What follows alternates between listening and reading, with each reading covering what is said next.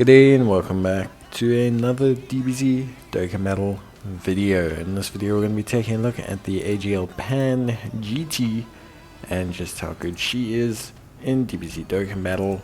Obviously with her easy A that has come essentially in Dokkan as a 50% support type.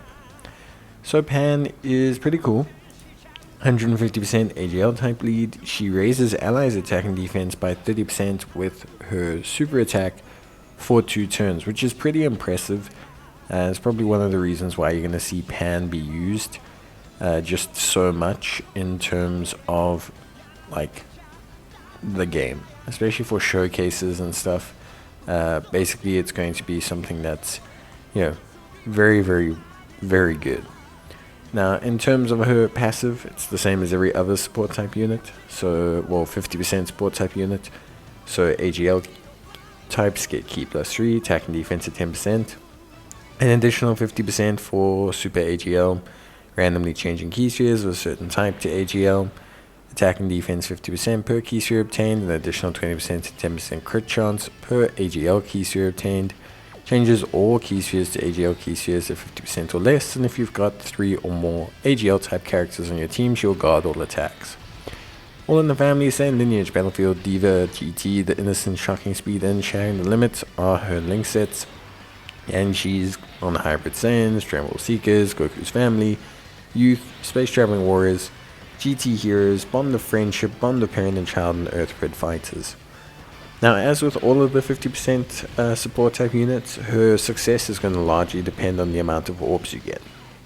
Her support function is great, and there are some units that really benefit from her support, namely AGL Goku, units like AGL, the Saiyan boys, AGL Super Saiyan Goku and Super Saiyan Vegeta, pretty much any Super AGL unit, Super Saiyan Goku LR, Gohan. Pretty much any AGL super unit's gonna obviously benefit from her if you can incorporate her on a team. Goku's Family, GT Heroes, Hybrid Saiyans will probably be her best teams, and she provides a 2-turn buff, very similar to Bulma's 2-turn buff, the Strength LR Bulma. We all know how effective that is in gameplay, so Pan's definitely will be somewhat similar. In terms of her own functionality, in terms of build, you probably want to look at additional and evasion. She has crit baked in, and chances are you probably do want to give her some kind of mitigation against super attacks, because although her passive, her super attack effect does raise her defense, it's not necessarily enough to make her, immune to super attacks or anything. Overall. But yeah, ultimately at the end of the day, it's just something to take a look at, and I think for me, she definitely exists in a pretty good space as a unit.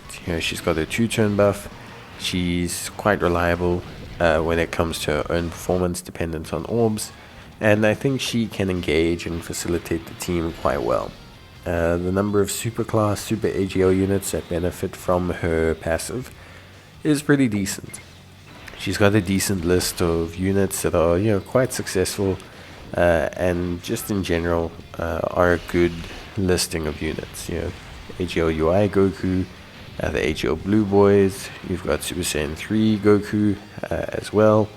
So there's plenty of good AGL units that are going to see benefit from her direct passive. But remember, every unit on the team is going to benefit from her super attack effect. One thing I will say, as with all the type supports, you are going to have varying levels of performance depending on your orbs, and any of these units, when they don't get enough orbs, can look a little bit underwhelming. In terms of Pan herself, I think, I wouldn't say we got the best orbs the whole way through until the end here, but I do think there is a, even if you don't get enough or you don't get a lot of orbs for her to maybe shine individually, attack stat wise, or even with a super high defensive stat, even just floating her and having the 2-turn buff is still something that's very, very helpful. So I do think ultimately at the end of the day, you have to really kind of look into her scope I think she's just a really solid support type unit. So yeah, that's basically it. In terms of Pan's overall kit and everything, very good, but in terms of a link set, there are a couple links that are better than others. GT and All in the Family kind of stick out, being the best links in terms of raw attack and defense. Key-wise, she's got shocking speed, she's got Battlefield Diva, she's got Sharing the Limit, she's got decent coverage, not to mention she's got Saiyan Lineage, which is also a decent key link. So you should be able to get her enough key, or at least give other units enough key alongside her as well. Obviously, if you want to really make her shine, or just engage her defensively fully, you probably want to look at having All in the Family and GT if possible. If not, you can just look at All in the Family. Otherwise, you can just look at having just GT. Either one's okay. You are not maxing out the defense, but you are at least kind of benefiting as much as possible.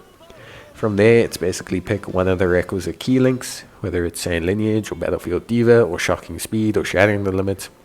But she's got enough versatility in her key links that she can pretty much link decently with a lot of other units, which I think ultimately at the end of the day looks pretty good.